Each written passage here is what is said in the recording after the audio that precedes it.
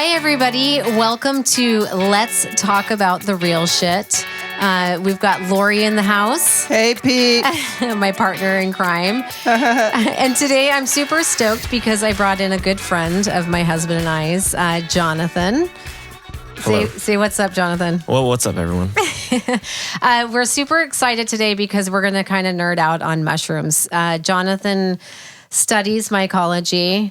I personally have taken a course with him, with a few other peeps in Portland, about growing, cultivating, and cloning mushrooms.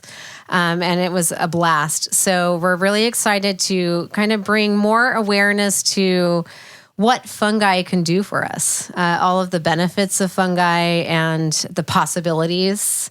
It's going to be an exciting conversation tonight.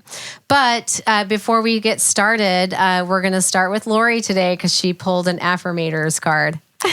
Actually, Jonathan pulled it. Jonathan pulled the card, and it's kind of funny because it's the same card we had on our last podcast. So I think the universe is really talking to us about taking a look inside ourselves and seeing what our worthiness is. So we're going to share this again. Worthiness. I am worthy of the ultimate happiness. I deserve it and accept it. And damn it, I'm not going to feel guilty about it when I get it. Guilt is not even invited to my happiness party. I won't even tell him where it is. And if he asks about it, I'll be like, no, I think you're thinking of something else, and then I'll run away very quickly. So again, that's where my journey's at right now is trying to turn off Lego's old programs of that I don't deserve or I'm not worthy, especially of love. I've really been working on that one this week. So self-love, the PG kind. And what's self-love? What is that? What is self-love? Self-love is giving yourself some grace. I just need some money. Right? That's your kind of self-love. I just have been working so hard. So it's just, I've been, I guess, wrapped up and consumed in everybody's kind of daily lives and just trying to just keep swimming. It's been rough. It's been long days. Jonathan, have you had anything that, like, does that apply to anything that's happening to you this week? Oh, so much, especially today. Really? Within the past couple of days. Yeah, it's interesting because I thought that would kind of end when I started working for myself, and it's not even the case. You know, you could be your own worst taskmaster, and just like, you know, I was running around doing some work right before I came over here. I thought I was going to be late. And you were on time, thank you. Yeah, you got it. Yeah, I hustled up here. Thank God the 5 was clear. But yeah, you know, there's always things to do, and I'm just trying to slow down and like try to take the space in between and really value that time and make space for that.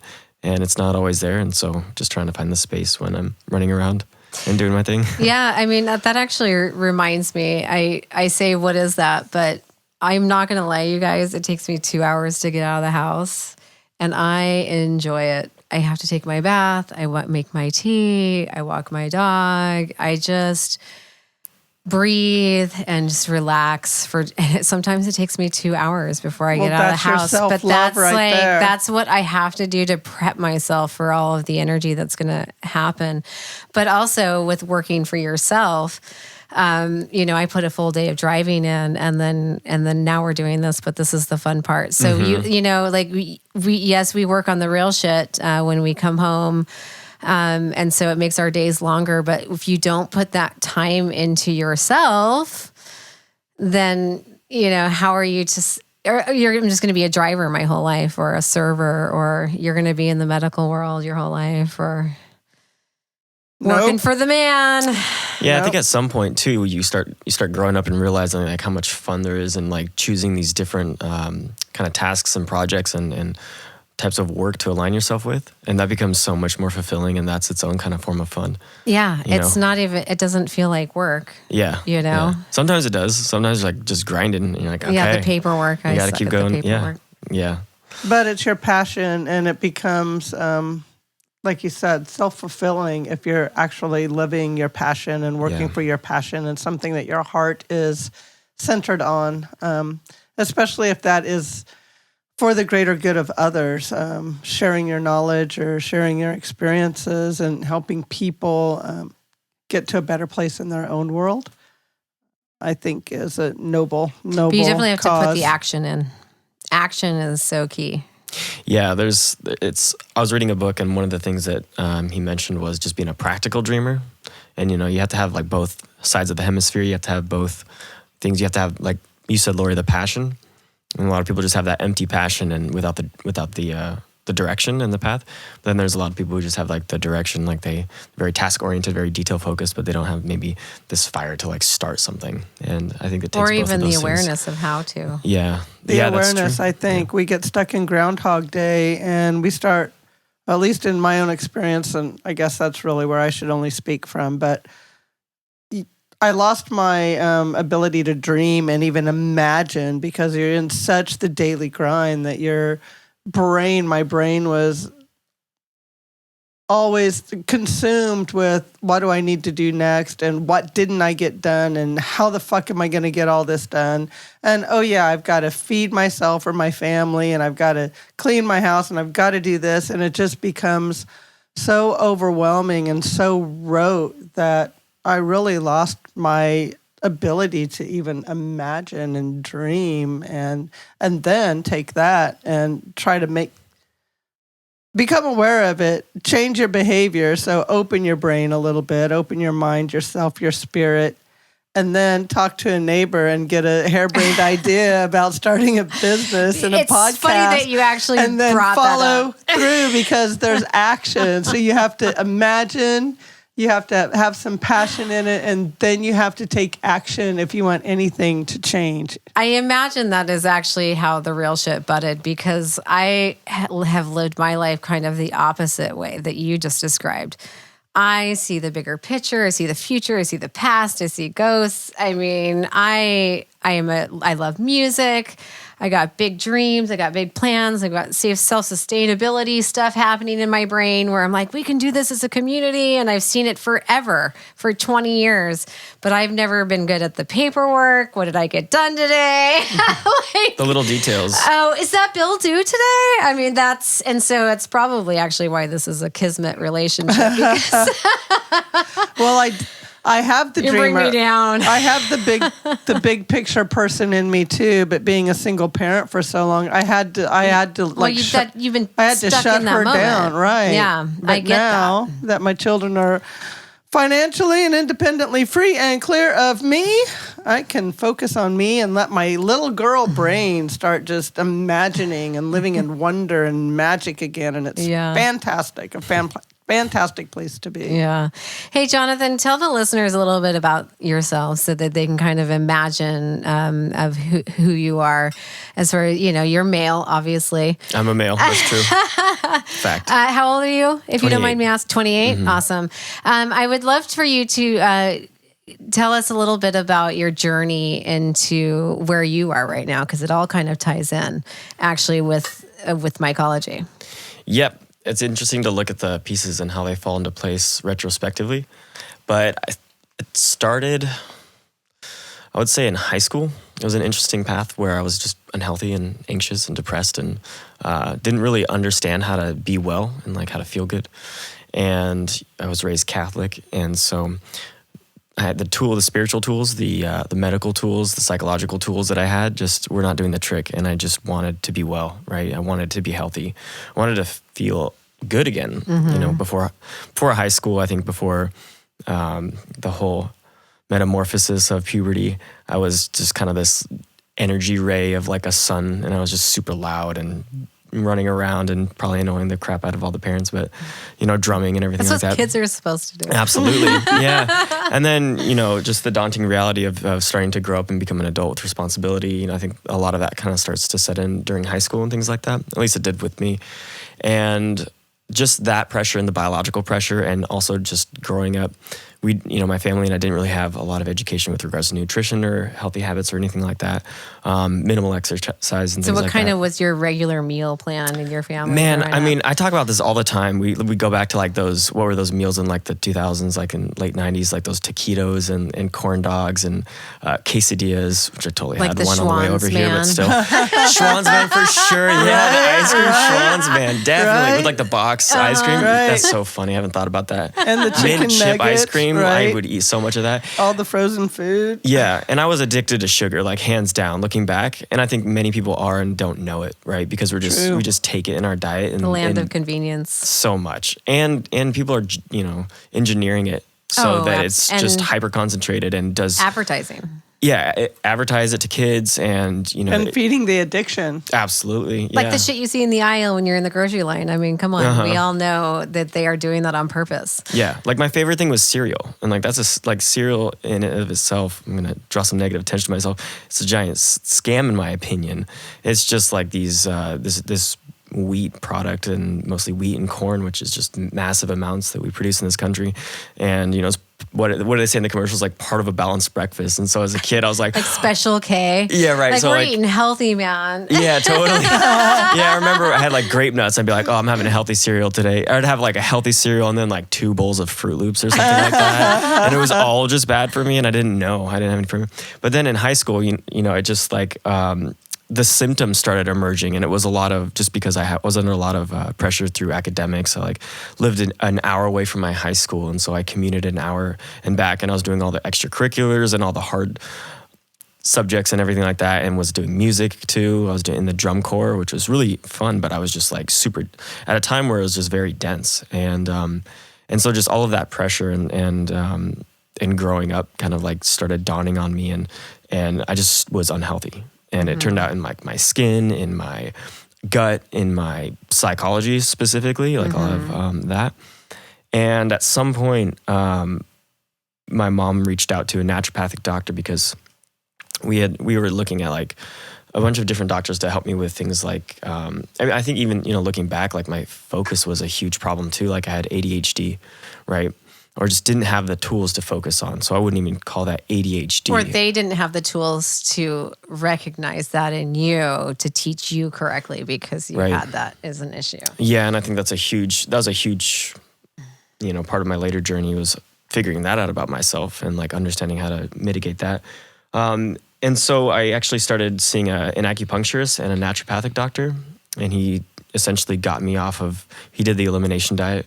We just cut out carbohydrates. We cut out sugar. We cut out a lot of processed foods, dairy, things like that. And I remember having like Your whole family did? just me. Oh. Yeah, just me. And I started doing it a little bit with my mom. She and I kind of started this journey together.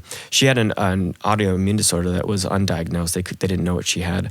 And this doctor, just by virtue of her taking me to the naturopathic doctor, she started getting acupuncture too, and started noticing extremely positive results. And it's just the weirdest thing. So it was like through like getting needles, I like found feeling better. It works for dogs too, actually. Oh, pretty it's well. amazing. Yeah. Yeah, I love it. And I go to a naturopath or a I've never acupuncturist had right it now. done. I so recommend it. It's a little bit unnerving, but it puts you into a beautiful, soothing space, and Balance. Balance is the key. Yeah, I have a that's- huge always, phobia of needles. Okay, well, yeah, that would be tough. It would be Yeah. a huge psychological thing for me. Yeah. But I think But I like know it's anything, beneficial. anything else though, once you face that fear and if you see a benefit from it, then Right. that fear goes away because the benefit outweighs the fear. Yeah, potentially. I couldn't speak. Well, I'm seeing yeah. everybody benefit from it, right? So my brain's going, yeah, it's probably going to be good for me, especially since my back is so fucked up right now. So, Yeah. but logically, I'm like, I hate needles. So what do I do? I know a great acupuncturist I just started going to in Clackamas, and he's fantastic. And we talk about Chinese medicine all the time. I just started going again, and I forget how positive it is. Like it was the thing that like kick-started my journey into understanding. It was acupuncture and nutrition. Cool. Yeah. And I started realizing like, oh, I could actually, there's something to this. I remember feeling like high from acupuncture. And I wasn't high, it was just like peace. I just felt peace. And Tranquil. tranquil. A release? Yeah, definitely. And for someone who just had had it in just that monkey mind going all the time and just kind of running around and, grew up in Los Angeles, and that's just such a fast-paced environment. I just feel like that place is on fire all the time. And I didn't know you grew up there. Were you born there? I was born in Pasadena. Oh, well, yeah. Yeah, and then I was, it was like, well, we lived outside of LA. We lived in the Antelope Valley, which is like the high desert right north of it. Oh, I know exactly where that is. Oh yeah, yeah. It's a place. I mean, it could be really beautiful at that night. area though is intense. It's intense to grow up there. Yeah, definitely not a lot of money out there. Why you had so much anxiety? Well, there just wasn't a very nurturing culture. No, it's not. And all of my friends were in Los Angeles in that area, and so to see them, I had to drive. And in the early ages of high school, I didn't drive, and so I went to video games, and that became my addiction for like the first 2 years of high school. And Did you have online video games? Totally. So you guys were essentially hanging out, but online. Oh, absolutely. It was like my social life. I had a guy bring that up today in the car. He's like, Yeah. I text my kids when it's time for dinner. It's so weird. It's super weird. He's like, my kids are, hanging out with their friends online. It's so weird. It's weird. It's its own. It's weird for us. It's weird for me too, and Good. I grew up in it. Thank you. Like, no, it's a bizarre thing that that people want. Well, I think it goes along with like Facebook and texting and online video games and what have you. It's like a way to connect with people that's different than the authentic face-to-face. Or just even picking up the phone and having the conversation. Even just There's that, a huge phobia of that happening. Like people are just lazy. Yeah, I'm the same way. But it's it's time. Things move so quickly now. It's like I don't have time to make a phone call. Yeah, you could get think about it. 17 thoughts out in a couple minutes and just via texting. Yeah, and then just like move these conversations forward. I love several it, different people to several at the different same people. time. Yeah. So in some ways it facilitates communication in a great way. Not in some ways, it absolutely does. But there's this layer of disconnect that I think people are really feeling. Oh yes, the personal touch, the eye to eye. I think the pendulum has swung clear over, and now it's starting to kind of swing back to we need to unplug and reconnect. And the crazy thing that drives me crazy is going to a restaurant and seeing people sitting at a table and all of them have their phones out in front of their face, and they're still communicating through the phone or through technology when they're sitting right across from each other. It makes me just want to go grab their phones and stack them up on the middle of the table and say the first person who reaches for the phone pays the bill for everybody. There you go. So it says something about your social group too when people can just like unplug and focus their attention on you. And I think we're going back to the whole ADHD understanding, like we live in such a hyper-stimulated, fast-paced world that it's almost I feel like it's an adaptation to that world. And so we have to like decondition it, and we have to decondition just being present. And that's so incredibly difficult. And I do believe that there's a bell curve for everything, and that goes with the developing mind of a young person or an adolescent. And I think the schools focus on the top of the curve where everybody's kind of in the same space. And those that are on one end of the curve get special attention too, right? Because they're special needs. But those that are over on the other side of that bell curve that have the quick thinking brains, and, because I dealt with this from a parental side with my son, and they all wanted to diagnose him as ADHD and put him on Ritalin. And I said, absolutely no way. It's not. For you. He is just a different child. He thinks faster. He performs faster. It's a waste of time for him and his brain to write homework down. He can give you the answer, but it's a waste of time to him. It's not a good use of his energy. And so I had to fight that too. It's just, I think we need to take a look at who other options, and teachers need to teach to the child, not to the average.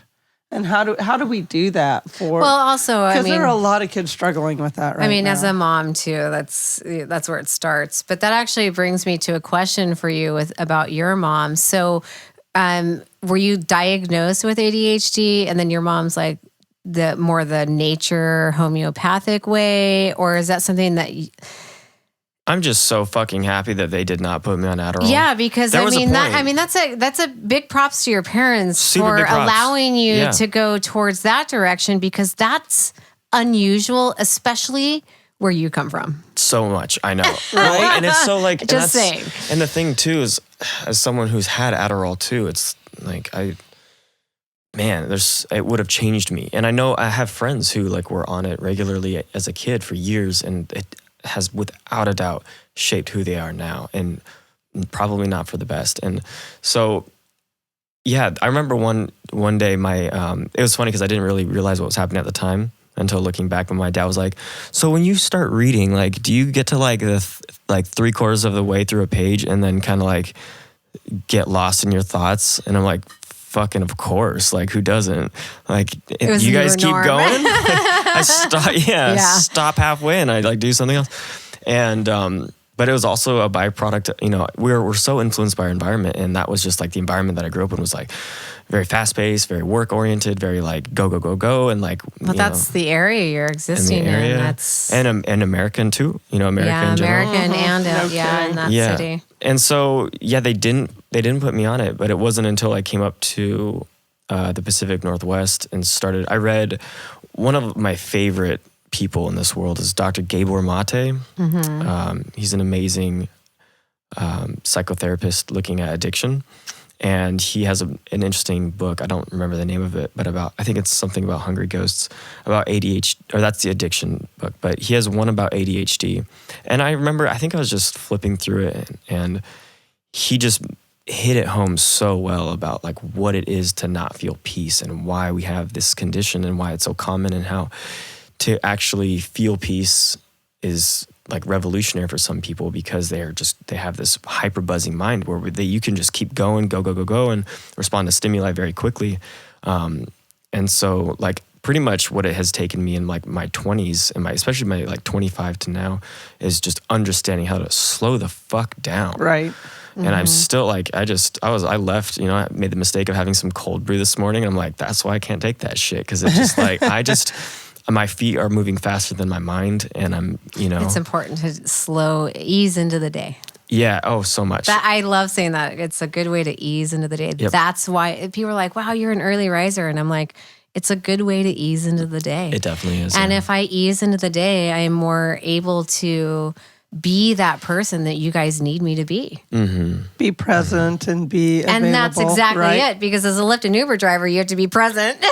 Yeah, definitely. Please. Or else we're Some missing exits and getting in accidents. I've been in some cars where they were less than present, and I was. Oh, you would love being in my Lyft and goodness. Uber. Yeah, I bet it'd be fun. I bet you'd have like the most bumping beats. You'd be throwing some drum and bass down. Oh man, no, I actually composed the day. They have no idea. That's cool. I like that thought. That's a very cool line. I'm perfect in the mornings because I start at 5 a.m. So it changes through the day.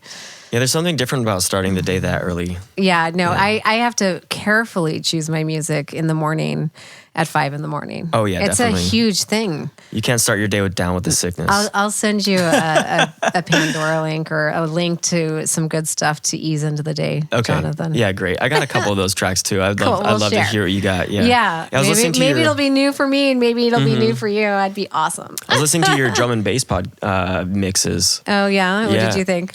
Oh, it was good. I forgot how much two things. One, love drum and bass. Two, love drum and bass for like 15 minutes max. Like that's as much drum and bass I can do. I love it. I think it's the most like it just brings the good dancers out, man. Oh, so much. I think the best is drum and bass dropped in between us, like double timed. Yeah. In a set. I actually, when you guys come see me live in April, you'll see me. That's exactly what I do. That's what's up. Yeah. I take people on a journey when I play live because I can't handle drum and bass the whole time either. Because it's like anything, is drum and bass like 1/5? Anything that's just sounds the same, the whole thing. It's just a different way of doing it. You gotta switch it up. Yeah, I can't deal with it. Yeah. I like good music. I like to take you guys on a journey. So it's a good set. But my music podcast, that's just to bring some drum and bass to the site. Yeah, that's what's up. You bring some drum and bass into the world. It's that's good what's though. up. It's good drum and bass. Yep. Hey, you guys, you check it out on LibraRisingMusic.com. Casual promo, casual plug. Did you just plug for one of your other podcasts in your podcast? That's what we do. That's the real shit, man. So it's interesting that what you were just talking about in that moment for you. I had For me, the moment when I chose to slow down was actually after a night of mushrooms. Now, let me set the story up a little bit. So I grew up Jehovah's Witness in a nutshell, was married, had a kid, was a mom. I was so fucking responsible, like so young. And when I got, through my divorce with my first husband, I was close to my 30s, actually. And my son was with his dad, and I did mushrooms in Santa Monica, California. And it was a very huge moment for me because for those of you who don't understand what the Jehovah's Witness is, essentially I was accepting death for the first time in my life in my 20s. Because when I left the religion, that's exactly what you have to go through. So you have to kind of retrain all of those things that they've programmed into your head, and it's a cult. So it's a lot of reprogramming. And I remember doing mushrooms that night, and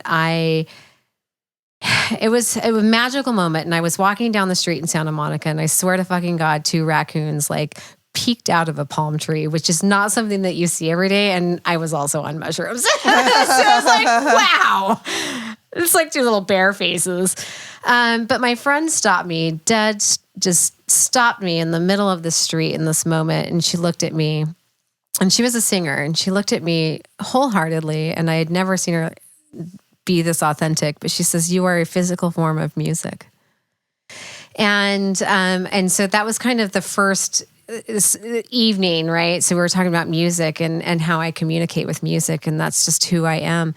And then after the whole night goes, and we all have had, maybe not all of us have had those nights, but a few of us had.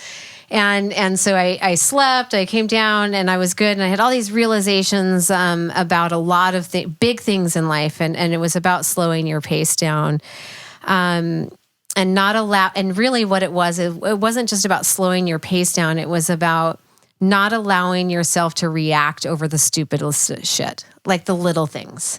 So it's not only about slowing your pace down, but it's also just being present and not allowing all those people to annoy you and irritate you for nothing. Steal your peace. Stupid. Yeah. It's so stupid. So I woke up in the morning, I was in the bathroom with my friends, and he had this book, and it was The Creative Mind and Science or something like that. And it's like a kind of a pamphlet, and I opened it up, and it was talking about slowing your pace down and being more aware of your surroundings. So it was like, stop to smell the roses. But the roses could be that homeless person that's got such a beautiful soul that's sitting on the side of the road. So that was how my brain interpreted it. So I remember after reading that, literally the next day, I made the change, because when you have those like huge moments and you have that information received to you, you make the change. So I was walking down the street, and I literally slowed my pace down. And then I was noticing so many more things. Mm-hmm. And I'm sober. Right. I'm sober at this point. So I'm realizing, your mind's open, because yes, I did psilocybin, but the next day, coming down from that information, I slowed my pace down. I got the information, and I was so much more aware of my behavior in these moments because I had slowed my pace down. So for example, even it carried on into the next few days, right? Where I was noticing. So I'd be at a 4-way stop sign, and it would be my turn, but the other person went, and I'd be like, "Oh man, fuck you, it's my turn." And then I remember going, "Oh my God, nope, that's not slowing your pace down. That's not being present."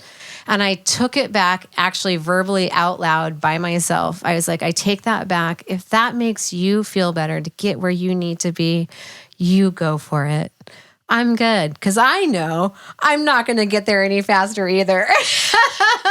So it wasn't just about slowing your pace down. It was about being in that such a present mindful moment that you're so much more hyper aware of the things that are around you. Yeah, those details. It's the details. Yeah, and details you miss the details if you aren't taking yourself to that space. So that actually was one of my mushroom moments. Beautiful. For you, that reminded me of what you were just talking about, slowing your pace down. Well, and that's like perfectly on theme with where I'm at too, because I'm realizing just the nuances of the detail that is taken for cultivation and and the nuance of detail that I'm missing as like in the laboratory science of it. And, in the same way that I like to I can go between different stimuli very quickly and just like move fast. This is like a specific field that is that teaches you to slow down because it's not on your schedule. You're on the mushroom schedule. Yeah, that's like they're not going to grow any faster for you because you need to sell some oysters at a farmer's market. And also, you don't know if it's cross-contaminated or contaminated. And then, there's a lot of things that could happen in the in-between processes. Yep, and that's the main one that will take out a lot of different grows is the contamination. Do you find that if you're in a hurry? So much. Oh yeah, absolutely. Okay, you already know the answer to that question. Oh, absolutely. I mean, it's because I've been thinking about this all day today. Okay. And it's so on point because I really feel like, especially when you're growing, like all the different plants you have in here are so beautiful, but like when you're growing something that's coming to life, like the energy that you also bring to that gets absorbed by what's around you, whether it's people or so if you're bringing an organism into life, that's kind of like, I understand that to be a direct correlation to the energy that you put into it. And that's, relative to the psychological state, I think, as well. And so while I'm not perfect at it, I'm trying to like bring a better energy to the work that I do. And I realize that there's so much, like, definitely the more love you give, it comes back at you. Yeah. So why don't you tell us exactly what you're doing now for your day job or your passion or where you're at on your professional journey or career path? Yes. Okay. Thanks for asking. I'm at year 2 into my business. I founded Evolved Mushrooms in 2019. Evolved Mushrooms. Evolved Mushrooms, there's the plug, here in Portland, Oregon. And I've been, self-studying and researching mushrooms for years now, since I became interested in it as primarily as a nutritional application, right? There's just this, we know so little about the amount of species of mushrooms out there. Most of them are underground as mycelium. But just the pharmacological application of mushrooms is vast in and of itself of the mushroom species that we know. And the ones that we do know, they're very helpful. And so after going through to school, I received a degree in health sciences, specifically with community health education. And I was fascinated with nutrition and mindfulness and positive psychology. Nice. And so it all just kind of fit together. And I also worked 3 years at Oregon Health and Science University in their medical laboratory. So, and I cooked professionally, and all of these things are very relevant towards mushrooms. Yeah. And so what I do is I cultivate the medicinal mushrooms such as cordyceps, lion's mane, reishi, yep, and looking at turkey tail and things like that. And some of the other more kind of like nuanced types, like we're looking at an antler reishi right now. Ooh, cool.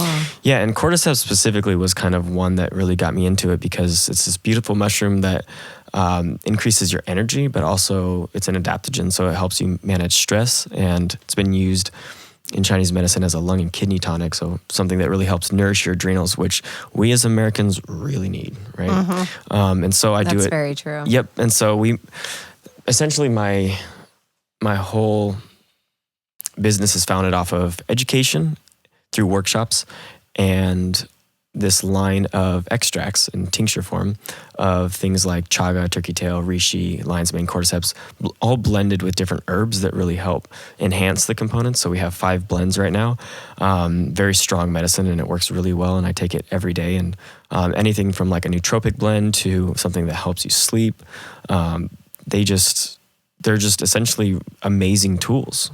Well, for example, you just had mono recently. So Yep. Tell everybody about your experience with that, because this is a big deal. Yeah, mono, that was, I don't recommend anyone you getting weren't that. good. That was, It's nasty. I've had mono. Yeah, and you so always, has my daughter. You always hear those stories about people having mono, and then you have it, and you're like, okay, I get why people. Right. There's no joke. No energy, man. Yeah, I'm very grateful that it happened in a weird way. I mean, it was very eye opening. It also coincided with when I was moving, so it was extra challenging to like literally. Oh, you should have called us. We would have helped you. Oh, I appreciate that. We had to have like hired help. It was a mess. It was great. but it was really it was a powerful experience because, I went to get diagnosed and they diagnosed me. And at first they thought it was streptococcus, like strep throat, right? It kind of presents like that because your throat swells so much. But I've had strep many times in my life and I've never had my throat swollen as bad as with mononucleosis. And so, what the doctors did was they diagnosed me. They were able to diagnose me with mono, and it's a virus. So they're like, well, this is kind of something you just got to wait off. You got to just get better. But here's some steroids. They gave me some steroids so that the swelling would go down, right? Because that's an immune response. And so, I remember walking out of there like, well, fuck. Like, okay, it's just like a waiting game almost. And then what was really positive and beautiful out of that experience was that I really got to learn about, I saw my community rise up to support me. And that is a very powerful thing, especially with medicine. So I had a good friend from Bridgetown Mushrooms. He gave me some turkey tail extract powder and he just like dropped it off. He's like, just have fun. Like, good luck. Like it was beautiful. I had my good buddy, my herbalist. He's had like echinacea, elderberry and things like that. And then I bought some cordyceps extract powder as well. This was kind of before my tincture line started up. And it really like gave me some fire to put a lot of energy and time into these extracts because of how positively they turn my sickness around. So I was that's a major sickness. That's a big one. Yeah, it's a huge virus. It can be debilitating. It was debilitating. It can last for 10 to 14 or more days, depending on. It could last up to months. Right, Yeah. if you get diagnosed with, I know. It could. My daughter fought it for a long time. Yeah, it could really take you out, and it's definitely killed people. But you found a difference because you were pumping yourself full of as much. it was stuff that you know about. I mean, you've been studying it. Yeah, and Epstein-Barr virus is one of the viruses that causes mononucleosis, and cordyceps are known to actually block that virus. Nice. And I became very aware of the fact that, like, where my medicine was coming from. It wasn't Western doctors. They didn't say like go to medicinal mushrooms. They didn't know shit about that. Yeah, they wouldn't do that anyways. Not right now, at least. So there's a disconnect. There's a disconnect with holistic medicine and actual viable medicine out there and what doctors actually prescribe.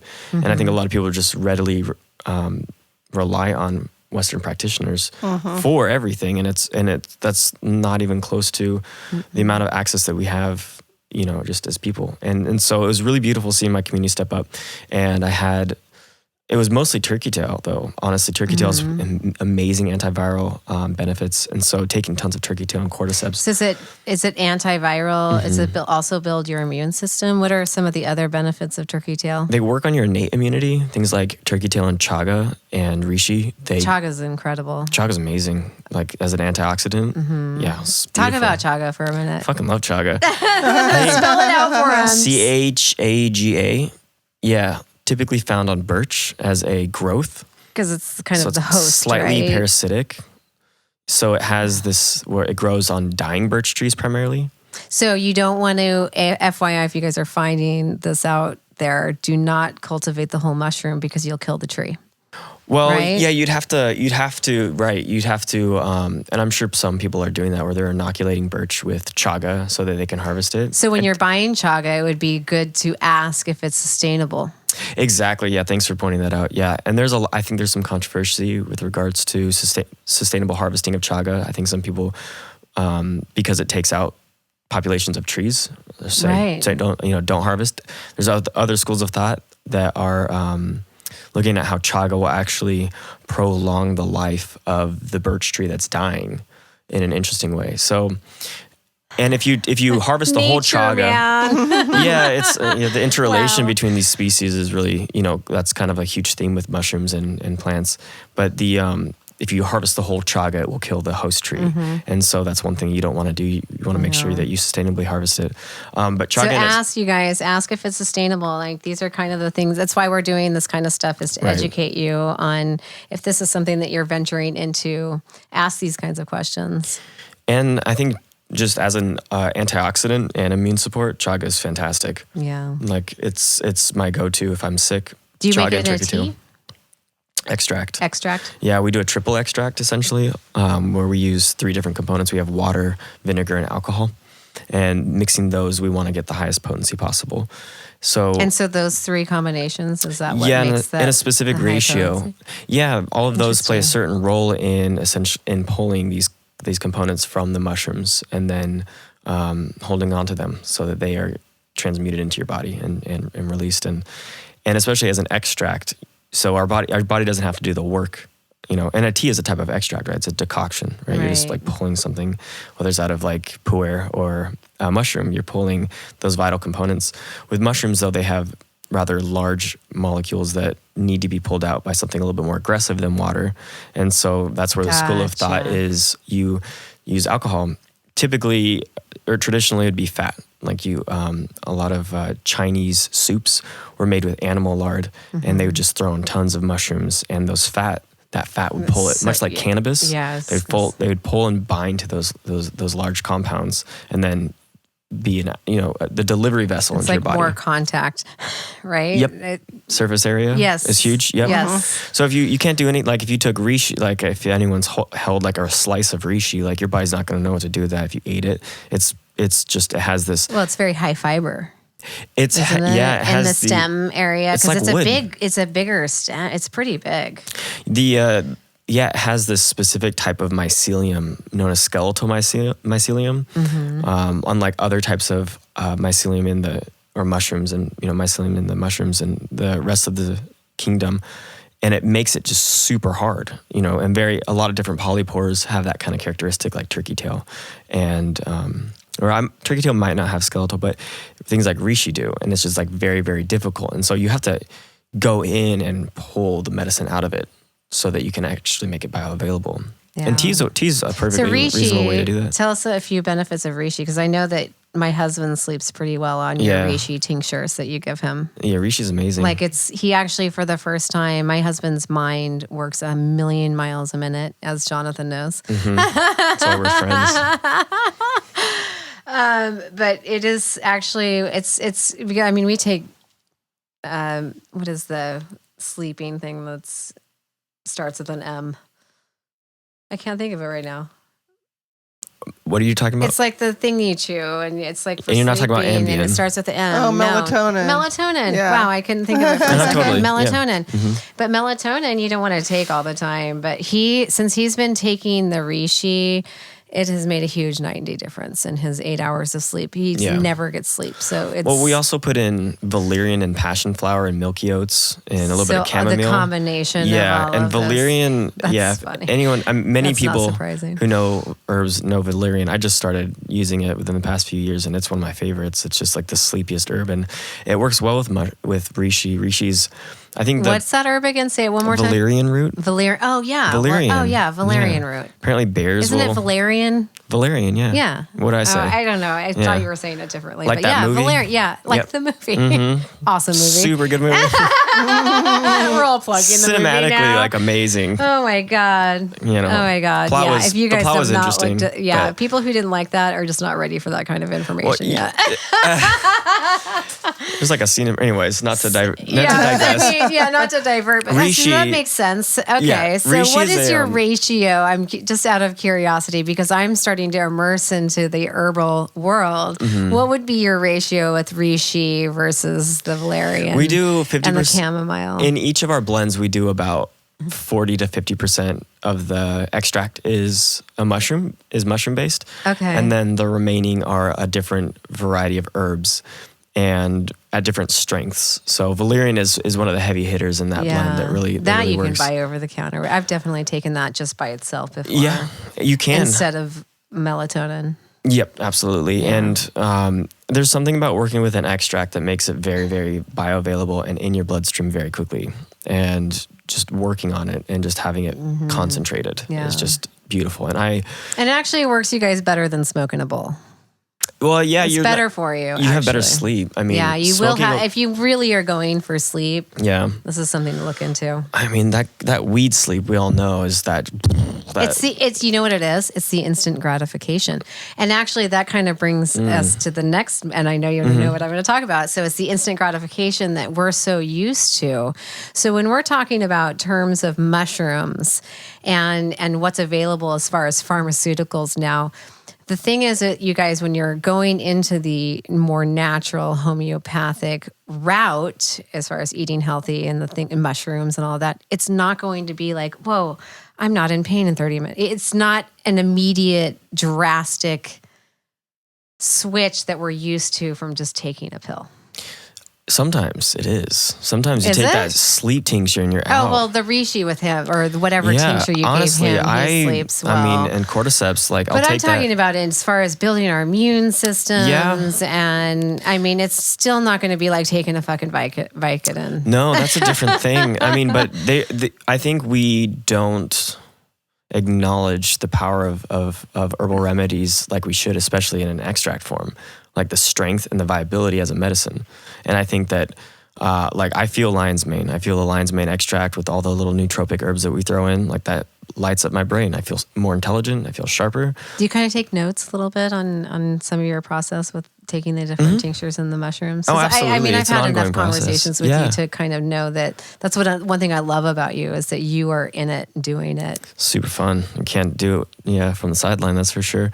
And I have some good people in my corner to help me. So how do you come up with these combinations? We've done trial and error, and honestly, I'm working closely with, and we are the trial, right? Yeah. But I work closely with an herbalist, and he's really well versed in what he does. Was that the guy who was the other guy with the teacher? Yes, totally. He's so cute. Yeah, Total history, science teacher. History teacher? Oh no, not him. Another individual. He's also a mycologist. Gotcha. That gentleman you're thinking of. But this other the class we took. Yeah, totally. Yeah, he's amazing. Yeah, and so to go back to your other question, like something like reishi, for instance, it builds on your point. Like the more we take these constituents found in mushrooms, actually, the more they compound over time. Yeah. And so something like reishi is really nice to help. It's known as an immunomodulator, and it's also known as a nervine. So it helps relieve anxiety, and it helps relieve pain, such as like body pain. Mm-hmm. But I also realize that it helps like relieve our nerves and just like allow our nervous system to relax a little bit more. Which makes sense why my husband can probably finally rest as well as you, huh? I remember I had, and it takes like, I usually, I'm good with sleep now, but I think, a while ago, I remember like having a hard time, especially when I stopped smoking cannabis last year. I had like a cup of reishi tea on my chest, and I was like, laying down, and I would sip it every now and then. And I fell asleep and totally spilled the tea on myself. And I wasn't even angry. I was like, damn, reishi. That's what's up. And it's also just a really beautiful flavor. Like good reishi is a little spicy, has this very earthy red sort of quality to it that's really amazing. And I think that we all, as an immunomodulator, I think there's differing evidence to whether or not it can help people who have autoimmune disorders, because that's a hyper-inflammatory response by our own immune system against itself, against our own body. And so to actually calm down, like that's what I feel like reishi does. It just kind of calms. And reishi goes way back into Chinese lore, and it's So are these mushrooms that you're talking about, the reishi and things, do you think they're affecting the parasympathetic nervous system? Because I think a lot of the anxiety that people are feeling and a lot of the stress is because we're all in this constant survival mode, and our bodies were made. We have survival mode in our sympathetic nervous system for a reason, and that's to get us away from a bear or a dinosaur or a saber-toothed tiger. And we've outgrown that or evolved from that in a way, but now our saber-toothed tiger is our boss or our deadlines and our calendar, and so we're living in this constant stress, and our sympathetic systems are always firing. And it sounds to me like some of these tinctures or combinations come to the parasympathetic system where you can just take that breath and just slow down and let that that system in our body work. That should be our main driving system, Right. in theory. But especially in America, I think we're using the other system. It just becomes our norm. Well, I think the term that I always kind of come to is homeostasis, and really trying to find that. And we're always fluctuating in and out of balance throughout the day. And for those of us who work a lot, which is most of us, we do have that like ongoing sympathetic programming. And so it's good to have things. I think that's why several years ago, one of the hip kind of herbs and terms that came to the nutritional market was like adaptogen, right? And that's something that helps us manage stress and helps us bring us back to a calmer state of being. And that's one reason why I love cordyceps, because they increase our energy while decreasing our stress and like helping us. It's like a compressor. That's why I always say that in an audio signal. It's like we're lowering the ceiling and upping the lowest. Or an actual vice. Yeah, totally.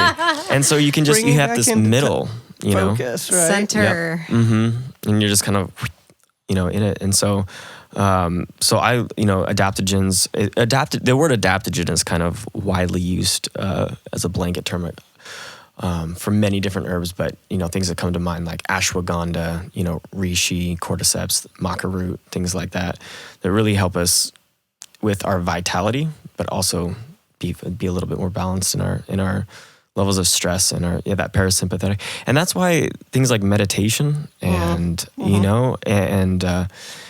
are so important, because it helps us return back to that homeostasis of a balance between the parasympathetic and or that self-care, right? That time by yourself. Yeah, all of that.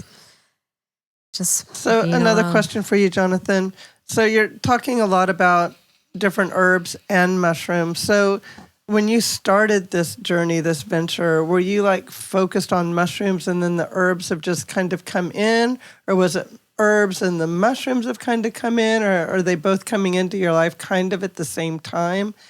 Because those are two very intricate worlds that you're a lot to learn, I guess. My mind is going like, how does he learn all of this from hang out these with you two, more. right? From these two different worlds, yet blend them together so it works harmoniously. I like to take it one herb and mushroom at a time. And I think that there's something to having a lexicon of knowledge and data about all of the different species of fungi and herbs. And that's beautiful for those academics out there, but that's not really my approach. Mine is to try to get a little bit more involved with them on a deeper level and understand like how they work with my individual body. But I mean, as a kid, what was, I think, the first couple herbs that I really started playing with were like dandelion root and red clover in tea form, and just things to help with my liver and my kidneys, and working with as blood cleansers, just for skin issues and things like that. And those were like a couple of the first ones that I played with. And then over time, I just found so much fascinating. Like I love biohacking. Like this is the coolest thing, to use yourself as an experiment. And so things like ashwagandha, I'm like, okay, if I take a little too much, I feel like it's good. Like I have less stress, but now I like need a little bit more stress. And I think that's just part of human nature, is we have this myriad of different of a pharmacy that Earth has given us that we get to tinker with our body. Like even things like mint for clarity. Good for you for rosemary. doing that.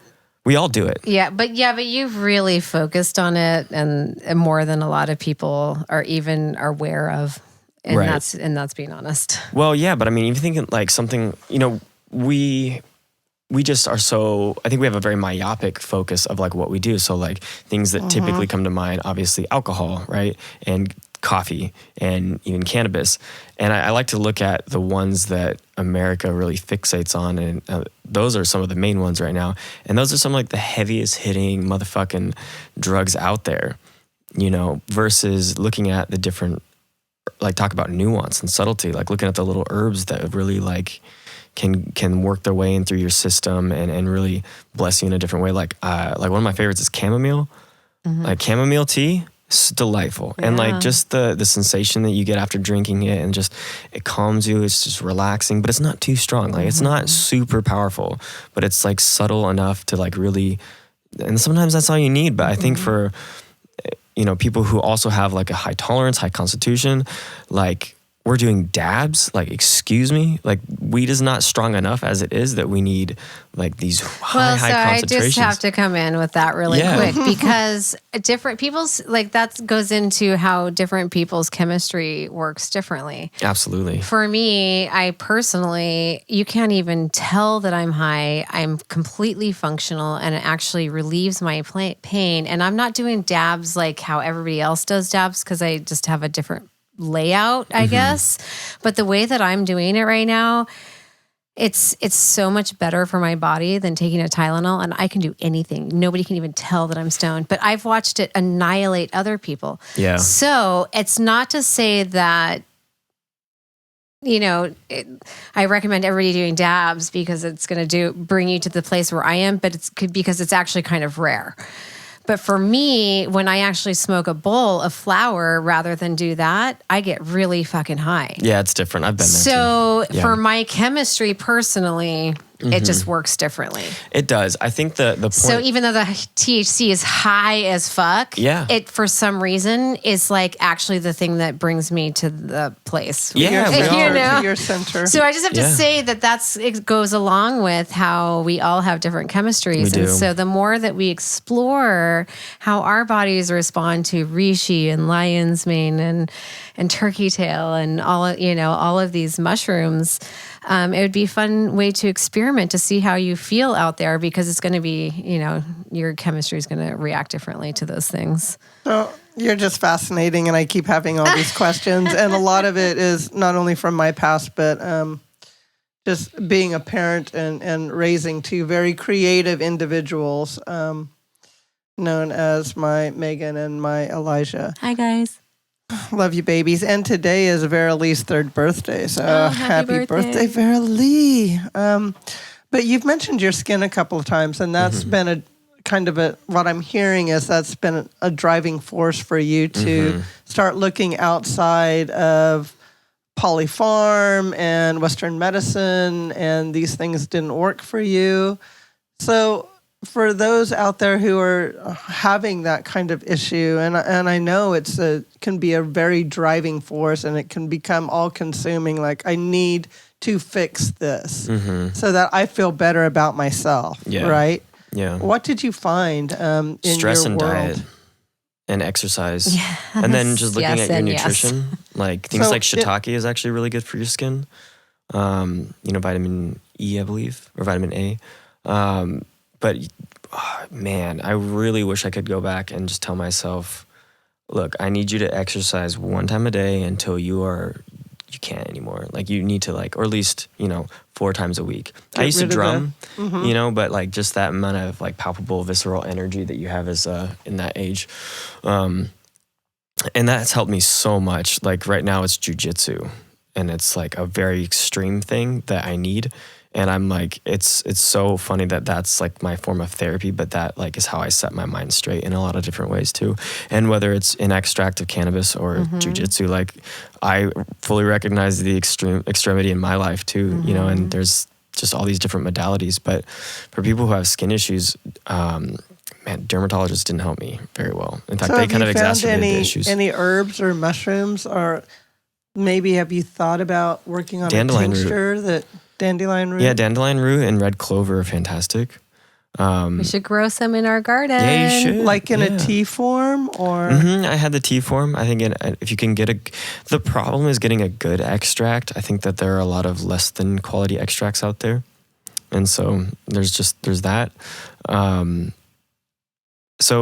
would say that that's a good place to start. But just, exercise and drinking a lot of water, and just getting your mind right. I think for me, it's like directly correlated to my stress. And I'm really appreciative of my skin because it just like tells me where I'm at. You know? It'll it's a good sign of it's like the last frontier. And well, it's our biggest organ. Yeah, right. And it's the one I think that we take most for granted. Yeah, we that's don't for sure. feed it. If we know we have a kidney issue or a liver issue, then we might really focus on that. But this thing right here is, our skin is.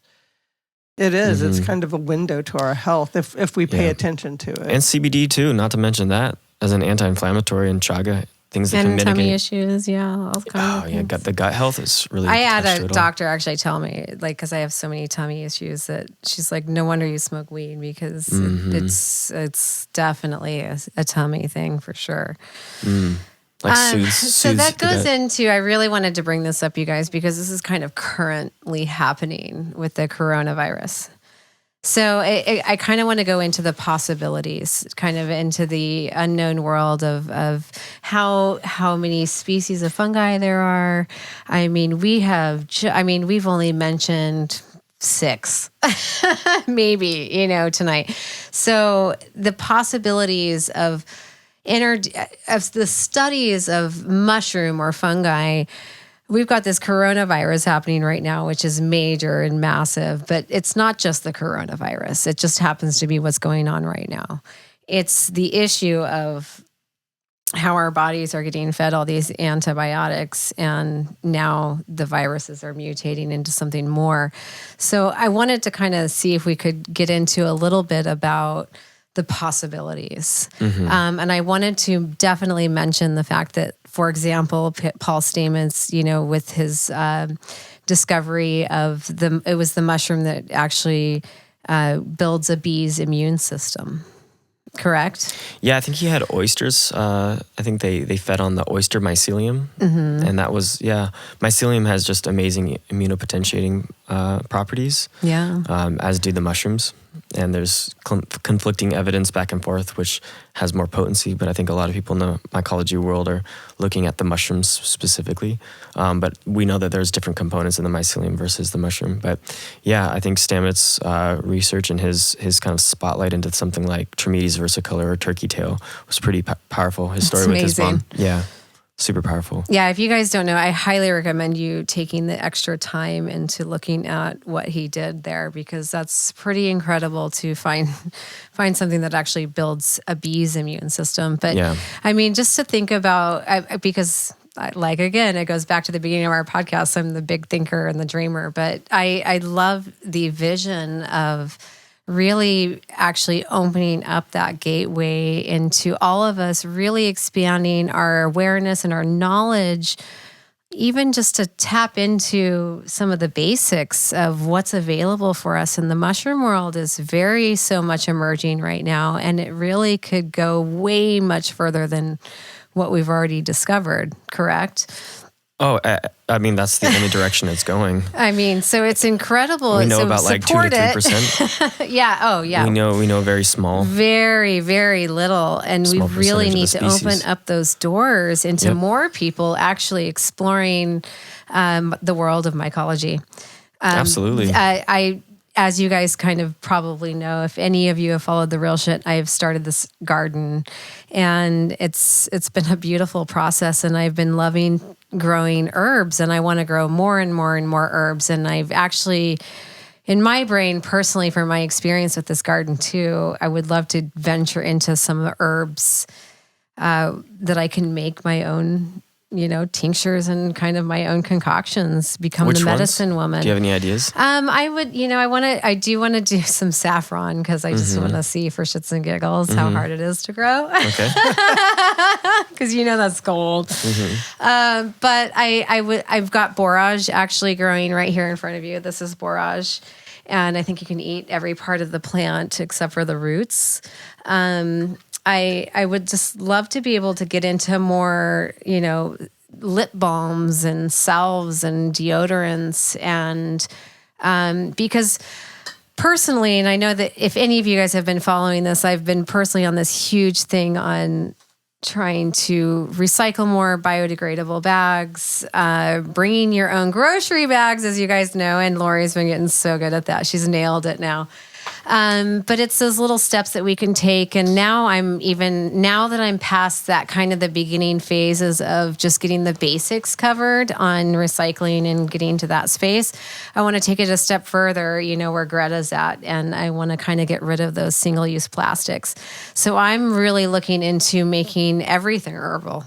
My laundry soap, my hair, my shampoo, toothpaste, deodorant, my dishwashing soap. There's so many things that make me just crumble inside when I know it's almost at the end of the tube. You know, I mean, that's a reality. So It's in everything. I'm feeling very consumed by the world of convenience and advertising, and I'm hating the fact that I have to go to a store every fucking time, even if it's a natural store. I go to New Seasons here in Portland, but it's not honestly that great. It's better than Safeway, but it's not, you know, where I want to be in my life as far as my health. Finding out what I can do to grow in my own home and provide for my family on a million different levels. My dad's, you know, got colon cancer and it's in his bones, I imagine, you know, so he's going to probably die soon. I would love to get him on something. And actually, I think I asked you that. I think I brought that up when we were talking about Changa. Is that Chaga? Yeah, Changa's a completely different thing. We were talking about something in the course, and I remember saying something about my dad. Like, can you sneak it in with somebody because it would benefit where they're at health wise? Yeah, it's hard to make any claims one way or the other, but I think looking at some of the potentially anti-cancerous effects of something like turkey tail. Turkey tail. That's what it was. I think that's what I would go to, but I think I would never say that it would cure anything, or I'd never make that claim, but I think that there's evidence to support things like chaga and turkey tail being anti-tumor. They do. Well, kind of prevention. There is evidence that shows it's kind that of the prevention too, right? Like we could start doing this as a prevention, maybe a preventative measure. Yeah. I mean, I take my immunity tincture as a preventative measure, absolutely, with chaga and turkey tail. Yep, and especially as reducing things like cell damage from oxidation, which is just a normal byproduct of metabolism, which is just what humans do to survive, and just how we operate is breaking down our environment via eating, and that has a detrimental effect on our cell health just by virtue of the process. And so there's ways just through oxidation and free radicals. That's why viable antioxidants are important. And so things essentially that protect our cells by taking those free radicals and eliminating it out. Same with things that can take toxins and eliminating it out. Like I take broccoli sprouts. I do eating a lot of those, and those have I think, man, I'm gonna butcher this name, polysulfurafranes. I'm not even gonna edit. That's pretty good. Yeah, something like that. I think it's actually sulfurafranes, but I think they are known to bind to benzenes and then help your body excrete those. And those benzenes are a byproduct of fossil fuels and car emissions, and it's a cancerous agent. And those things will go into our DNA and break down our DNA, and that's part of so what as far as the happens with study cancer. of mycology and your venture into it, how far are they in that world of the studies and what the benefits of mushrooms in general are as far as releasing it to the public? Is the public, or is it the government that's just completely shutting us off and we're just because I know about it because of just my journey, but a lot of people really just have no idea. I think it's becoming more. I think we're in the transition right now. Yeah, we're to be still honest, mycelial. I think that's why we're in that. Yeah. In that middle stage. Yeah, and it's helped me in that trend. Just companies like people like Paul Stamets, obviously hugely influential. Companies like Four Sigmatic, kind of started putting it on the radar, or Shroom Tech Sport from On It. I'm just plugging so many people right now. It's good. Someone's got to you know give what? me some Hey, check. this is the information that people are ready for. Yeah, but I mean, that's how I found out about. Guys. That's how I some of these really cool innovators are how I found out about these amazing products, right? And Shroom Tech Sport, I took when I was working the night shift at OHSU, and I was like, okay, no, not only can I do this, but I can actually feel really good while I do this and have an amazing abundance of energy. Which was your whole goal when you were a teenager. Yeah, absolutely. You're just feel ready good. for that. Yeah, I know. I was eating lunch at 2 a.m. up at the top of the hill and just doing that. But yeah. So I think it's not on one person or one organization or There's but too much. Yeah, too much it's an entire. It's no pun intended. It's an entire culture. Yeah. I get it. Wah, wah. Yeah, how bad was that? It was good. Almost as bad as it's all underground. Yeah. But I mean that. I actually, yeah. So my question is, I know a lot of the supplement industry is not regulated by FDA. And I'm assuming that the mushroom and herbs are not under federal regulation yet. Do you feel like it might go that way? Do you feel like Polyfarm is kind of holding their thumb on naturopath because it's such a huge industry and it runs? If people only understood how much Polyfarm really ran. What's Polyfarm? Big pharmaceuticals. Oh, okay. Big pharmaceuticals. Yeah. They really run our healthcare system right now because She's in their influence. Yeah, I know. Because of their influence. So my concern is we have this up and coming new knowledge. It's not new knowledge. It's been in Chinese medicine for centuries, ancient. And even before that. Right. Many different cultures. The Mesoamericans have been working with mushrooms for years. Right. And herbs and other things that have really helped those cultures sustain and grow and maintain a good health through all of these generations. We're over here with pharmaceuticals that are actually hurting us. Yeah. A lot of them. Well, they're keeping us addicted. Well, they keep us addicted. And the older we get, I mean, in my industry, which is senior care, these people come with a literal laundry list of medications that they're on, and nobody's even really monitoring them because they have 3 or 4. I have a friend in his 30s who has 9 bottles in front of him right now, and it's because he got in a wreck on a slick road and ran into a tree, right, and it kicked everything into high gear. He has diabetes. He had it nipped in the bud, and now because of the accident and he was in the hospital, guess what they did? They gave him fucking insulin, which kicked it more into high gear, and so now he's like on insulin.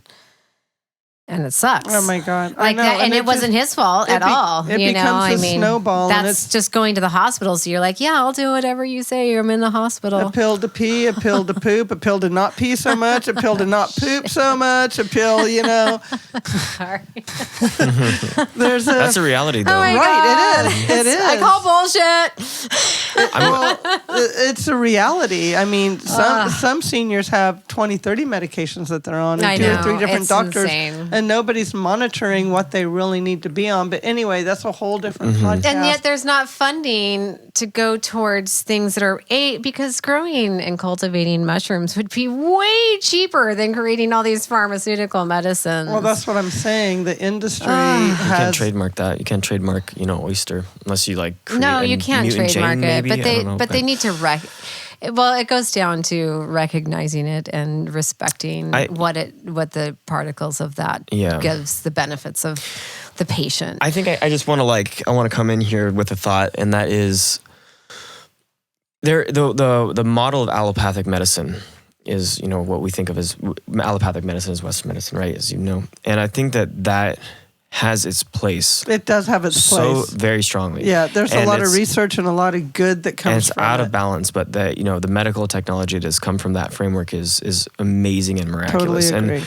And life-changing and life-saving, right? And I think that we're just understanding that we have greater tools at our disposal. And to answer your question, Lori, about, I think one of my other heroes is, especially with his approach to the plant kingdom, is Michael Pollan, and how he looks at the myriad of different components found within plants and food, and that's really what sustains our health. It's not one thing, right? And that's the reductionist mentality of pharmaceutical companies, taking one thing and then synthesizing something out of that, hypercondensing that, and doing that 4 or 5 times, and then patenting that, and then you have your thing. The plant kingdom offer a much wider range of holistic care, and that's what mushrooms do too. Like when I'm looking at the benefits of it, it's not just one thing. Reishi doesn't just help you with sleep. It's like an immune support. Even lion's mane, people don't really understand that it helps with your immunity as well. And so you have this broad range. And I think that we as humans just need to better equip ourselves to the day-to-day for when things like mono come up, or going back to your conversation about coronavirus. I'm not saying that turkey tail can cure that, but what happens if we've given high doses of it? Right. You know, maybe that can really help. Like, oh, let's go buy some hand sanitizer and try some lion's mane, and just to take that extra precaution. Yeah. So I think the one thing that, and this is going to open up a doorway, but one of the things that's really interesting is they can synthesize psilocybin. And looking that is interesting. So if you think about that, right? And like, Well, so that's how they're doing the studies in John Hopkins Mostly, and yep. everything, because it has to be a controlled dosage so that they know what their results are. And they're creating that by I didn't even know that. Yeah. I mean, in the same way that I've been LSD is now reading. synthesized, you know, they can create that molecule, but it was, you know, originally it came from a fungus, right? Too, the ergot. Yeah. And so it's just really interesting. Like, I kind of like go back and forth, like, well, is it actually as medically viable if it comes, you know, if it's not coming from in its organic form? We know that there are other constituents too within those mushrooms that aren't just psilocybin, like beta-cysteine and psilocin and psilocin 10, I believe. But it's just yet to be discovered. And so I think that's where a lot of big pharma is going to put its attention, because you can just synthesize that, and you know, who knows, maybe that's actually cheaper than growing. Maybe not, but I don't, you know. I suppose it's better. Who knows? Nothing. I don't know that, what the you know? quality. I mean, that's like something that I haven't even. Yeah, thought about who gets to take that test? The real psilocybin versus the synthetic. Who gets to take that test and say, "Wow"? You know? I just don't think that we have enough understanding of the depth of the active constituents and inactive constituents in like a psilocybe mushroom that could actually be medically beneficial, other than psilocybin. Psilocybin is like the main focus, and of course, you know, they're using that to treat all the different effects. So, yeah, that's just an interesting. You know. But at least that door is open. Yeah. At least that door has been reopened, because it was opened in the 60s and then it got shut down. And now it's being because it was in the 60s. It got shut down in the 70s. 70s. Yeah. And I mean, it was open before that too, and it's been open for a majority of human history, and you know, it's been It got shut down in America, I guess I should say. Oh no, absolutely, yeah. Yeah. And I just think the research there is it looks promising, you know, as something that helps.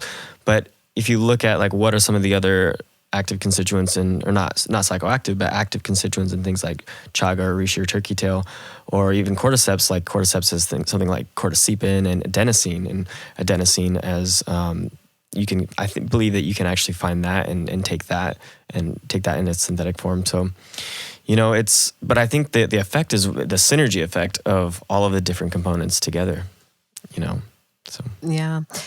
So just to kind of start wrapping this up tonight, guys, I really wanted to touch a little bit on the fact that obviously from just our conversation, and I know that this conversation tonight is not the first conversation that has happened, because I've had it in my car. People are talking about it. They're showing up for, you know, all of these events. They're wanting to know about the benefits of mushrooms. I really wanted to stress to everybody out there, if this is something that drives you and interests you, become someone who can learn how to grow, cultivate, and clone mushrooms, and really gain that knowledge, because we need as many healers. We need as many healers out there as we can get around the world. So educate yourself. Try some things out. Yeah, and also just learn to be a conscious consumer too, right? And ask about the sustainability. A lot of people don't have. Yeah, be more aware of, I guess, everything that you're consuming and you're doing. Just do a little bit of homework on it. But if you really are a person like me, for example, I'm going to become this medicine woman. I think it's so important to become a healer in a natural way, because I'm so connected with nature. It's so important to me. And I just want more people out there to be just as connected. It's like eating food that's fresh. So like I'm growing this garden in here so that I can sustain my family with fresh food that has no pesticides. There are ways of making huge changes in your diet, putting the effort into exercise, spending the time with yourself. right? Being a good human being. Yeah, fucking be a nice hole. Just just different ways to optimize yourself, different ways to just feel better and be better. And that also ripples too, these like little lessons, and like there's just so many different beautiful tools that nature offers that we can help each other and help ourselves be healthier and better.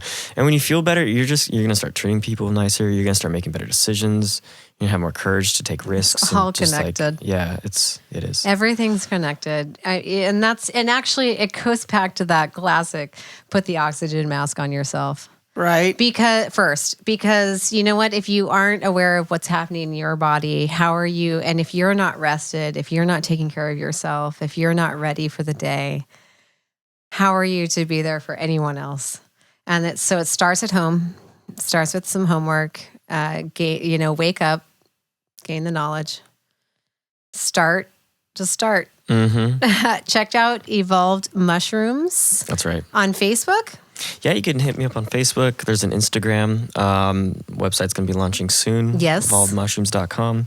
And where you're going to actually maybe be doing some online educational courses as well. We'll see. So that may be in the future, you guys. Yeah, can they get Stay tinctures tuned. from you on that? Yeah, I think you can reach out to me at Jonathan, JONATHAN, at evolvedmushrooms.com. That's one word, Evolved Mushrooms. And And you guys can also reach out to us at therealshit.net and we will connect you with Jonathan if you guys have any questions or want to get connected with Evolved Mushrooms. Or if you are a local, because I know a lot of locals are listening, take the course. Tell Portland about your courses. Yeah, we're doing one, I believe, in late April. I think this is the weekend of the 25th. Let me just... Oh, our party's on the 26th, Jonathan. I know. I just found out about this morning. My birthday. So bad. I know. I wanted to throw down some beats for you guys too. I was really excited. But yeah, ours is the 25th, 26th of April. And we're doing it's a 2-day course. The first day is beginning mycology and the second day is intermediate. So we're really trying to push a little bit more of some wild techs, as we call it in the myco world, just a technique to grow. And working with different wood-loving mushrooms and things like that, and some advanced agar work and things. And so it's a good way to if you just want to be a hobbyist and learn to grow like oysters in your kitchen, or I want to learn how to just have these things growing in my home. Yeah, you got to start. To be I sustainable. just recommend taking it one mushroom at a time. Honestly, I think we all want to just be. I would rather eat mushrooms than swallow a pill. Yeah, there you go. You could also, hands absolutely. down. Absolutely. But yeah, so that's the course. You could find it on Eventbrite. We're going to start kind of it's published right now, but we're going to start kind of spreading the word a little bit more about that. You can sign up for one day or the whole weekend, and it's a discount if you do the whole of both days. And but like it on Facebook, and then you'll hear about all of your events that are coming up in your classes. Because I know that you do some that are specifically with mushrooms and the herbs. Because I know people have been asking about that lately. Yeah, so the you tincture. kind of combine the two. Bring in my herbalist, and then he gives some wisdom about the tincture creation process. And then people, walk into that class, think they're going to make tinctures, listen to 1 hour of him, and they're like, oh, wait, this is kind of a difficult endeavor. I think that's the whole thing about this. It's like part of it's pretty easy, like a lot of things, but then to do it really well, and that's even something I'm finding, to like really deepen your practice into it. Like it takes some patience, and takes some consistency and just keep, like really some determination to keep learning. And I try to be humble about like where I am in the process and where I want to be with it. And like I said, I'm taking it one mushroom at a time. Yeah, absolutely. I'll do the same because I'm so far behind you on that. But I am somebody who's venturing into that world because of having Jonathan in our worlds and the garden and it's all connected. The mushrooms and the plants. Most people don't recommend this, but I definitely recommend starting with cordyceps. It's kind of like an easy way you can grow it in a mason jar. Looks great on your shelf. These like beautiful little They're almost like fingers. Yeah, I get my genetics from this amazing company called Terrestrial Fungi. You can find them online. And this guy specifically just works with making these cordyceps genes that are just beautiful. And They are cool very looking. hearty, and you can eat them fresh, and they give you like this nice pop of good energy. You can take it before a workout, and they look, you have some like orange finger like alien cordyceps growing in your kitchen. It's gonna get some heads turning. And all right, you guys, you're them. gonna find out in the next 6 months or so my process and my steps and my new venture in the mycology world, separate from the garden world that I've already started. So just right quick on the cordyceps, because I've seen them. You had them at the open house that I was participating. Yeah, we in. ate them at that open house. Right. Yeah. So how much? Like one finger is one dose, and how long does it last? How often do you take that throughout your day, or do you take it probably every day? different for everybody. Or I mean, like how do any you kind of figure that dosing, out? I think. Yeah, that my typical dose for myself would be one finger, one little tendril. I guess that would fresh. In our extract form, we do about a milliliter, and I think we extract about. I think this last batch we did 8 ounces of mushroom, and so you can do the math on that. But essentially, if you do it fresh, I'd recommend like just one of those, and it'll give you a nice energy bump for a couple hours. So I'll do it right before a workout. And if I'm feeling extra, my tincture is called Primal, the cordyceps tincture. Can I and that's make kind of that into a tea, the cordyceps? Yeah. Because I drive and I just make tea and I drink it all fantastic. day. And I think it's just such a mellow, tea is such a mellow way to maintain my energy. Yeah. Instead of having the coffee, which is the extreme high, wake up and then drop. Yeah. You'll just feel, and then you'll the be surprised. You'll be sugar and the surprised. dairy. Yeah. You'll be surprised too with the kick that cordyceps can give you. Like you'll be surprised with that level of energy. Like, and it's is it like a subtle energy? It's not a jittery. It's not a jittery energy. Like I said, it's an adaptogen too, but it's very much, I feel like it's a very revitalizing force.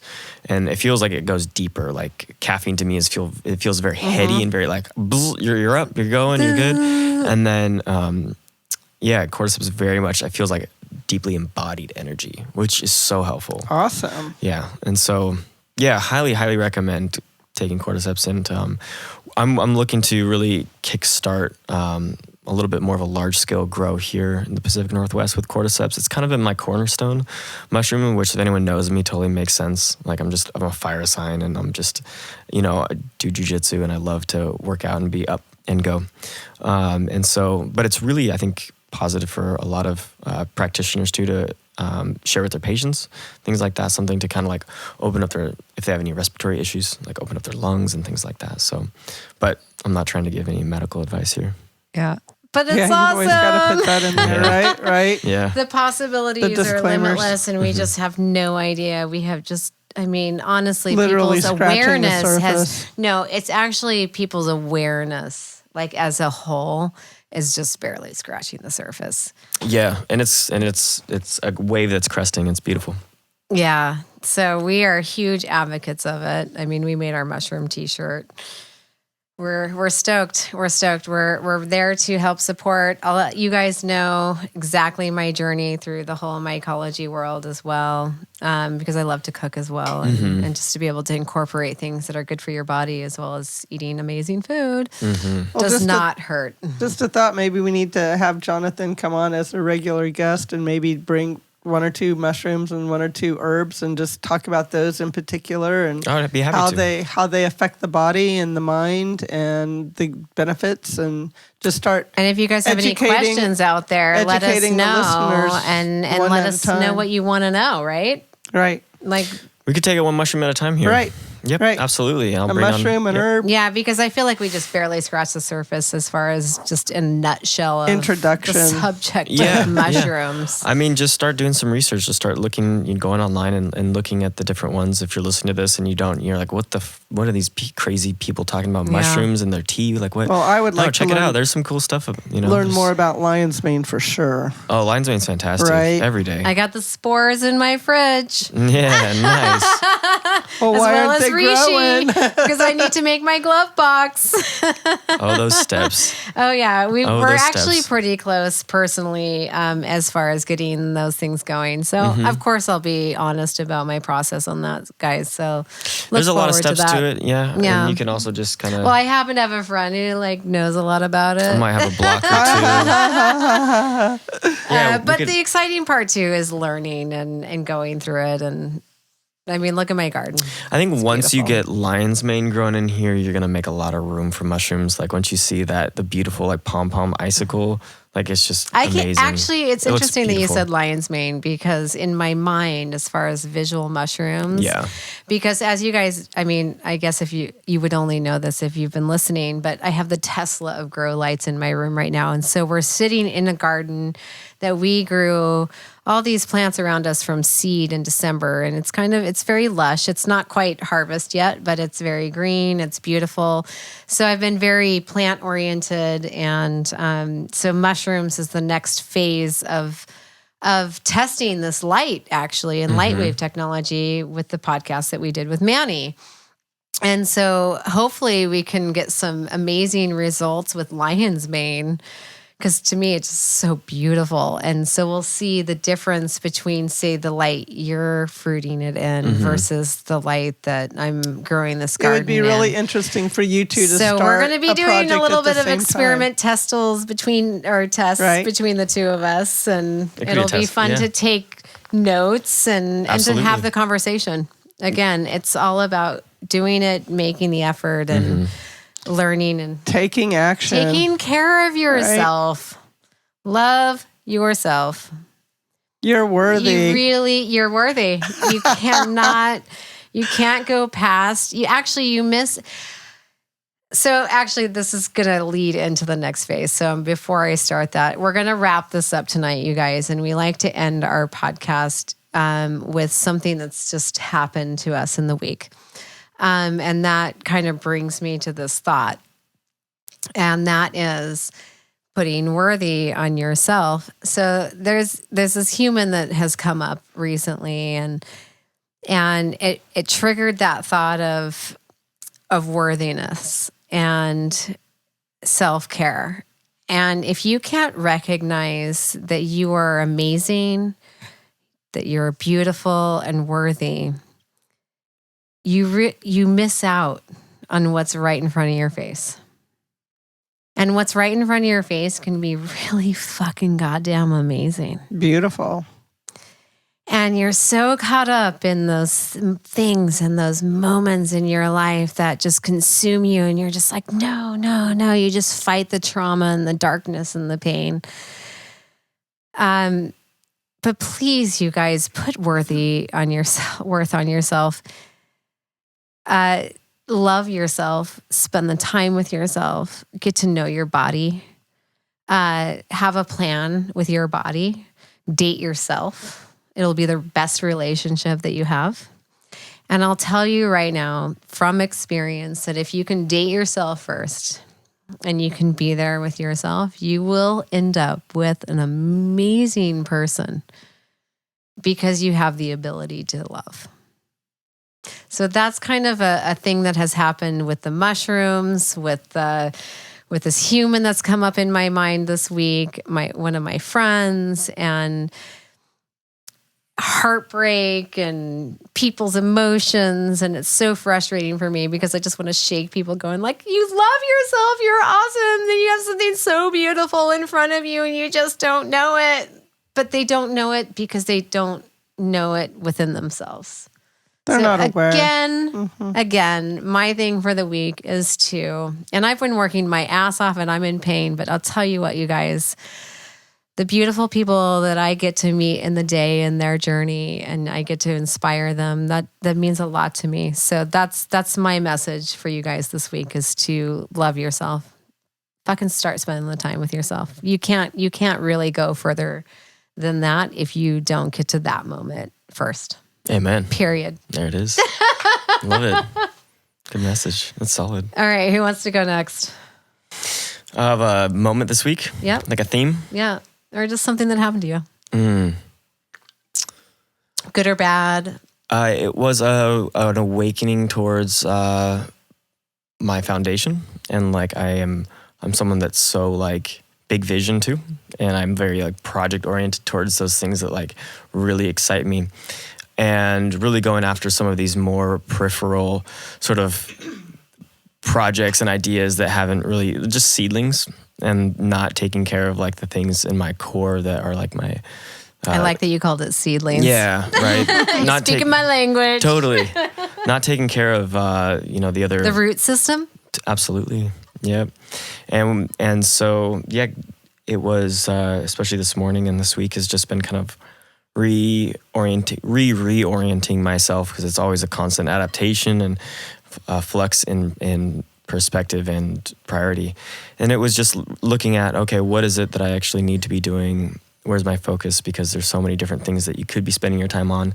And then at the same time, getting the fuck out of that mentality too. And just being like, okay, now how do I just put that down and drop it? And so like the way I do that is just music.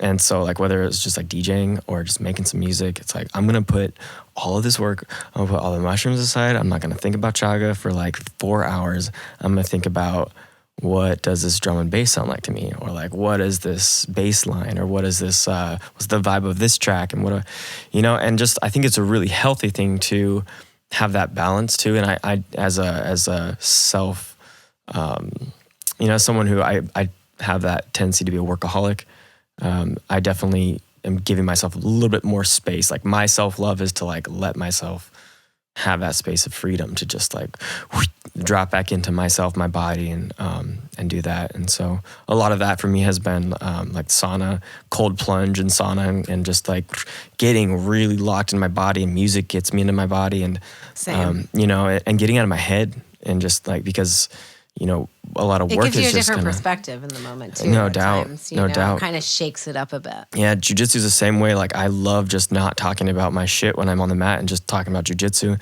talking about like the next kind of the move, or like what, just like getting into that world, getting lost into someone else's world, it's a different world, and then knowing that your other world, your roots are gonna be there when you come back, and you'll have a fresh perspective to jump right back in. Because when it's always there in the background, you're just, it can be exhausting, So I think that's the reshift of the priorities, and the balance is kind of where I'm at. Yay. Mm-hmm. Same. Mm-hmm. Well, I think it's all kind of coming full circle, and it sounds like worthiness, self-love, me time, unplugging, trying to find balance, all of those things. My go-to is meditation every day, except today. I didn't sit down with my earphones in like I normally do, but I had kind of a different meditative experience, and that was running. So I've recently started running again, and I've told myself that I'm not going to plug in when I'm running. I want my ears to be able to listen. I try to listen for the birds, and I try to listen being aware of your surroundings. For the trees rustling their leaves, and what does the wind, and what does it smell like, and things are starting to bloom. So it's just an important time for me to unplug and reconnect with me, and not only reconnect with myself, but reconnect with my source, which I like to call divine love, because I believe that's what the ultimate energy source is out there. So I agree with all of that. And then when you have that in yourself, when your cup is full, then you can give to others more freely, and that becomes the generosity and the energy flow. The energy flows to you and through you, and it doesn't get stuck in your heart or in your intuition center or in your throat where your truth is. You can just let it all out. I had the opportunity, and it was a blessing, honestly, yesterday to go to the Bybee Lake Hope Center, which is the big jail that Oregonians, Portland, put a lot of taxpayer dollars into it, that has not seen one enforcement officer or prisoner walk through the doors, and it was about to get demolished. It was so close to just being... And it was a brand new building. Brand new. It is a brand new building. We just did a podcast on this, guys. So Did you say prison? Yeah, it was the prison. Yeah. It's... it We just did a podcast a couple Over by episodes. I think Bybee it's Lake. 16. So Right. so take a listen back a few, and we talked to Tracy about that specifically. But it's pretty cool. But you got to go into it, I got to tour it Yeah. yesterday, and you met a friend of mine too. I did meet a friend of Ozzy yours, Gonzalez. Ozzy Gonzalez, and stay tuned, folks. He wants Yeah, to come running chat for with mayor you. in Portland. But they're going to take this. They have raised over $4 million in just a few short months' time. Now, since we've recorded that podcast, I feel like that number has significantly It has gone up. it's almost Like, doubled. I was just going to say It's almost almost half, doubled. just from Yeah. the information I received. I believe Tracy. That's insane Tracy because said that was only a 2.5. few weeks ago. It was 2.5, and now they're up to 4 million. So what this place is going to do is it's going to be. It's not a very first entry level. It's a secondary entry level to women, men, and families. They're going to have 3 different dorms to help people who have lost everything, lost their home, lost their way maybe, to have a safe place to come. A place where they can get documents, driver's license, birth certificates, the things that you the need next step to establish yeah. yourself, some classes. They're talking about maybe having some culinary classes there. Re-entry level work. It's a beautiful, beautiful place. So I encourage, it's a solution to homelessness. And it's one of the first ones that actually has some legs rehabilitation, to it. Right. building confidence, it's got some getting you legs back to out it. there. So I'm encouraging everybody to support this home. It's Bybee Lakes Hope Center. Send your donations, send your time. They're going to need volunteers sometime in the month of March. I believe it might be the 21st to come in and clean this prison, and they're going to need people to paint and do yard work and all kinds of things. So and get even out if you're there, not in Portland, reach out to find out what's happening. Donate. While you're out. Yeah. donate. What's the organization that's putting this on? It's helpinghandsreentry.org. Got it. helpinghandsreentry.org. And also, if you want to know more information too, you can listen to the episode that we did with Tracy. Right. And we really go into it a little bit because she really dove deep into that experience with them, which is pretty awesome. So this is not the first reentry center they have. They have several of them throughout Oregon. It started on the coast.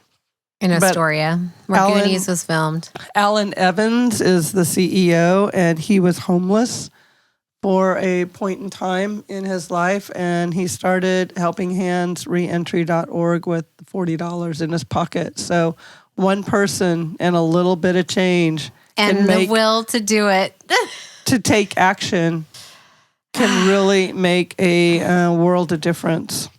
So I'd say thanks, the theme Alan. is taking action. It starts with the conversation, and let's take action. Like it starts within yourself. That's awesome. Level up, guys. Mm-hmm. Love yourself and Love level up. yourself. Worthy. You are worthy. Thank you, Jonathan, so much. My pleasure. We Thank really you. look forward to more podcasts with you where we can really dive into more of the details of what you're going through and learning. Because I'm Definitely. also going to be learning, so I'll definitely feed off of that Yeah, energy. great. That sounds good.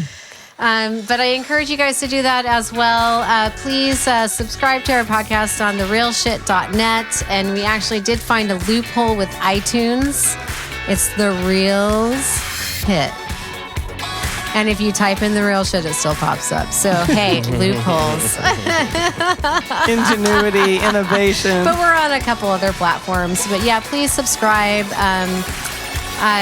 To have a listen, give us some feedback. If you need any more information, please reach out to us. Thank you, Jonathan. And don't forget to Be a nice hole.